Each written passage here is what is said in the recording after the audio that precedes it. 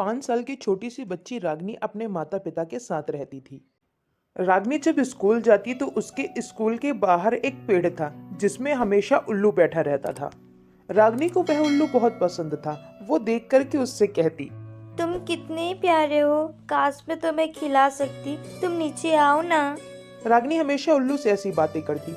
एक दिन की बात, जब रागनी के पिता रागनी को लेने स्कूल आते हैं तो उल्लू भी उनके पीछे पीछे चला जाता है।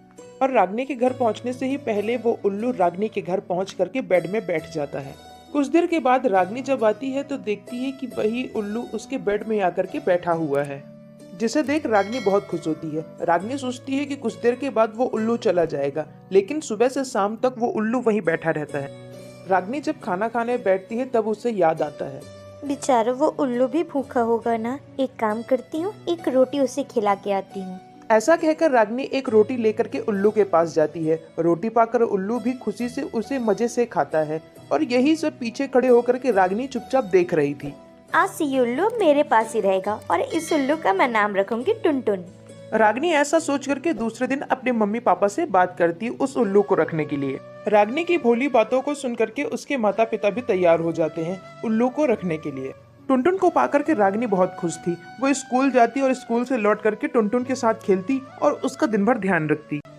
ऐसे ही कुछ साल बीत गए। अब रागनी बड़ी हो चुकी थी और उसके साथ साथ टुनटुन भी बड़ा हो चुका था, लेकिन अब भी रागनी टुनटुन से उतना ही प्यार करती थी। कुछ दिन के बाद रागनी को देखने के लिए लड़के वाले आए और रागनी और नीरज का रिश्ता तय भी हो गया। तब एक दिन की बात, टुनटुन तुम मुझसे क्यों गुस्सा हो आज? माँ देखो ना, न तो टुनटुन मुझसे बात कर रहा है और ना ही आज कुछ खा रहा है। क्या हुआ टुनटुन तुमको? तुम आज रागनी से बात क्यों नहीं कर रहे? लेकिन रागनी बेटा, अब तू भी इससे मोह थोड़ा कम कर। तेरी शादी होने वाली है और मुझे लगता है ये इसीलिए तुझसे नाराज भी है। और बात भी सही है, तू इसे लेकर तो जा नहीं सकती, इसलिए अब इसका मोह छोड़ बेटा।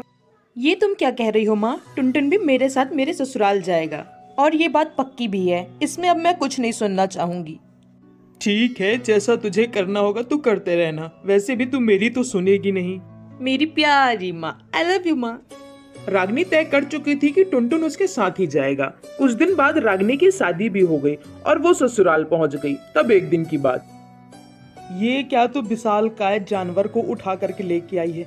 अब इसका पालन पोषण कौन करेगा? माँ, ये विशालकाय जानवर नहीं है, इसका नाम टुनटुन है और ये मेरे साथ बचपन से ही है। मैं बहुत छोटी थी तब से इसे पाल रही हूँ, इसलिए माँ जी मैं इसे यहाँ भी लेकर के आ गई। ये मेरे बिना नहीं रह पाएगा। अच्छा, तो सारे दुनिया के जीव जंतुओं का ठेका मैं ही लेकर के रखूंगी।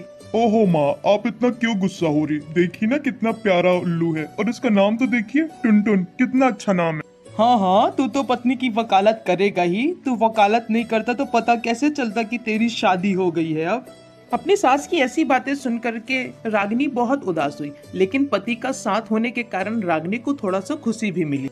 ऐसे ही धीरे धीरे समय बीतता गया और दिन भर रागनी के पीछे पीछे टुनटुन रहने लगा। नीरज को भी टुनटुन अब और अच्छा लगने लग गया।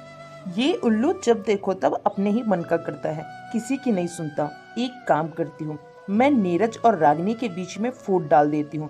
दोनों के बीच में जब लड़ाई होगी ना, तब रागनी इस घर से चली जाएगी और वो उल्लू भी इस घर से चला जाएगा। निर्मला ऐसा अपने मन में सोचती है। दोस्तों, आगे क्या होता है ये सभी हम देखेंगे अगली कहानी में। तब तक के लिए नमस्कार।